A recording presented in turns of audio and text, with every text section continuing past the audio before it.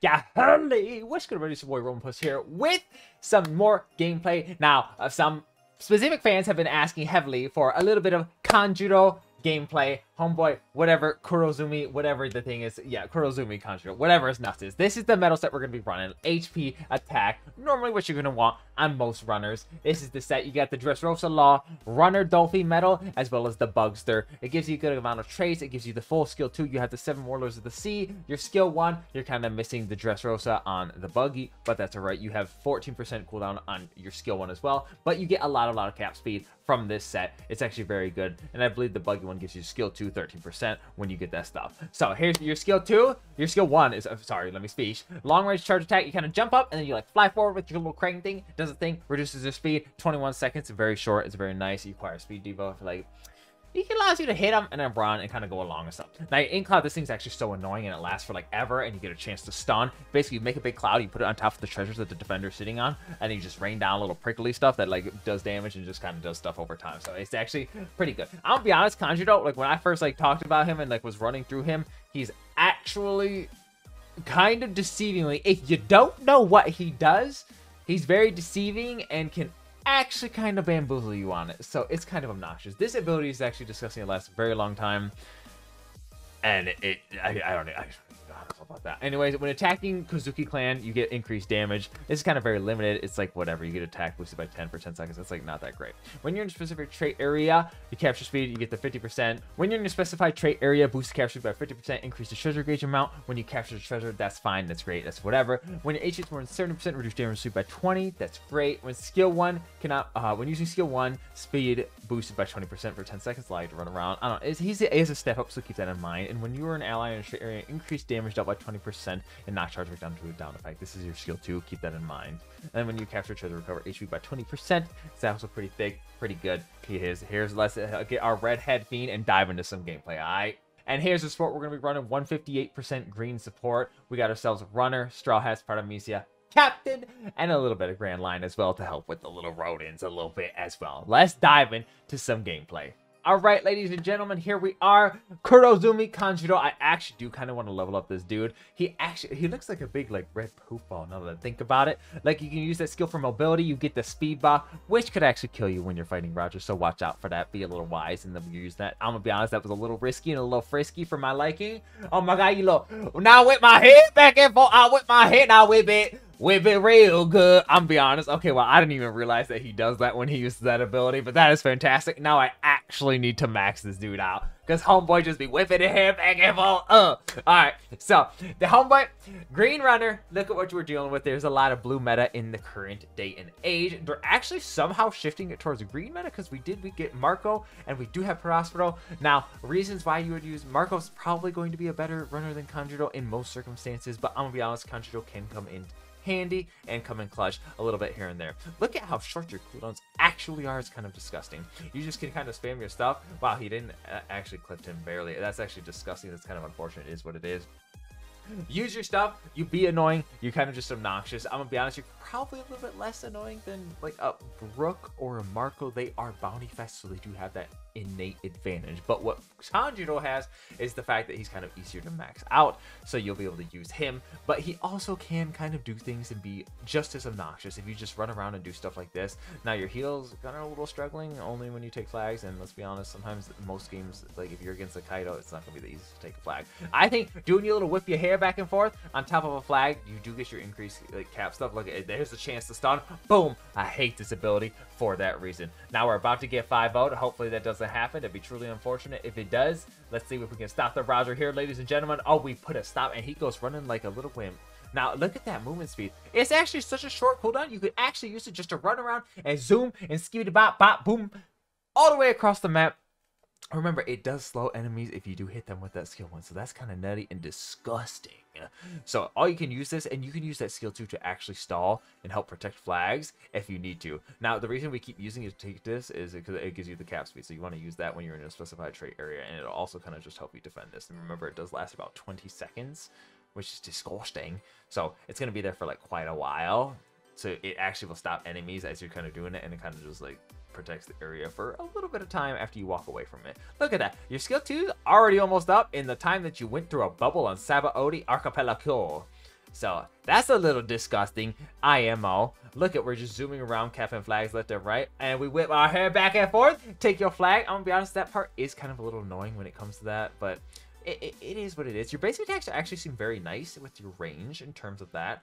Let's hope we can see if we can clutch this flag. Do we get a little bit of Kanjuro flag? I'm be honest, we'll wait. We'll see what happens as Kanjuro clutch it. Oh, I'll be honest, it's kind of okay. Ends in an 05. But look at the score, is actually pretty solid. Like, if we run around, zoom in, we didn't even die once. Granted, we did run around and just try to take flags, but like, we didn't even die once. That's actually not bad, not bad, not bad. All right, here we go, ladies and gentlemen. We're gonna use our skill 1 to go Bamboozle, get out in the lead. It's kind of your version of Yamato or Odin. Yes, it's a little bit not as long as them, but look, honestly, we're mashing Odin for that. Perfect dodge. Yeah, brain dead EX player. What can I say? Kind of EZ. Like a skill 2, whip our hair back and forth so we could defend the flag. I whip my hair back, whip it. Yeah. Okay. If y'all don't know that song, y'all too young for me. Sorry, bro.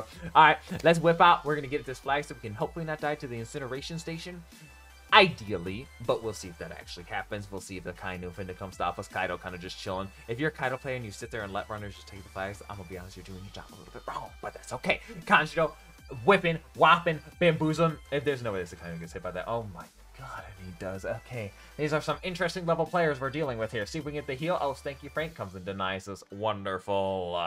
All right, ladies and gentlemen, we are back out the gate. We got the team boost because we are still 4-1. The team's holding strong. The team is clutching and god moding. Look at this. We can zoom across the map. I'll be honest, I feel like they could have extended the range on that ability. Boom. Perfect dodge. Easy. It wasn't an official perfect dodge, but it still kind of is a perfect dodge. And then Odin, Brain Dead, just spam skills. That's how they work. Hopefully, we can get the 5-0 clutch. Honestly, if we can get the skill 2 on top of the flag would be ideal. Then they can't necessarily stay on it and protect themselves. Otherwise, they're going to like mess their own selves up.